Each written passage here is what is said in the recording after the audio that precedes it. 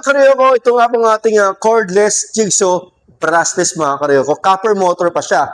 Tensile battery pa. Ang tagal malobat. Legit, authentic tensile battery. Kahit buksan mo pa, hindi siya buhangin ha.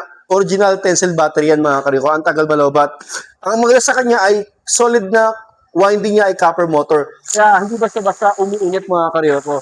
Kung magdating sa performance mga karyoko, yung mga sinasabi mong marine plywood, mga basic na yun mga karyoko. At yung lahat ng tabla, lahat ulo ng plywood mga karyoko ay isakat niya lahat, mapa.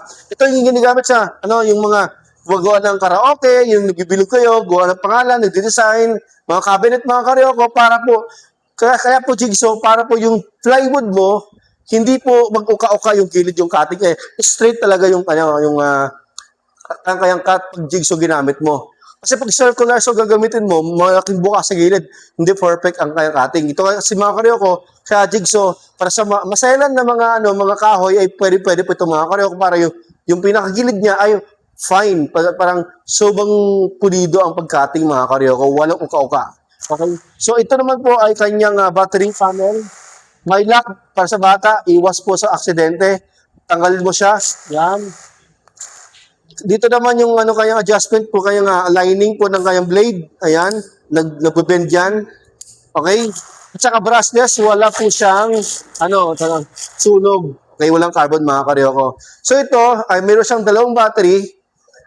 At saka higit sa lahat, in-upgrade ang fast charger. Dati nag-charge ka, almost ilang oras. Ito mga karyoko, higit isang oras lang yung charge nito. 1 hour and 40 minutes something, mga ganon. Publish mo charge. Kasi in-upgrade na po ang kanyang charger mga karyoko. 2.0 na yun, 2.0 na. Yan. Dating 0.6 o 1 amperes ito, 2.0 na siya ngayon. At ang maganda sa kanya, may libre siyang jigsaw blade. Dating 150, ngayon, yung pangkahoy na to, libre na. Itong pang metal na to, libre na rin. Metal at saka wood. Okay, so ito pangkatungang wood saka metal. Semento, pwede, ibalahan mo siya ng pang-semento. Walang problema. Okay, at kanyang hard case na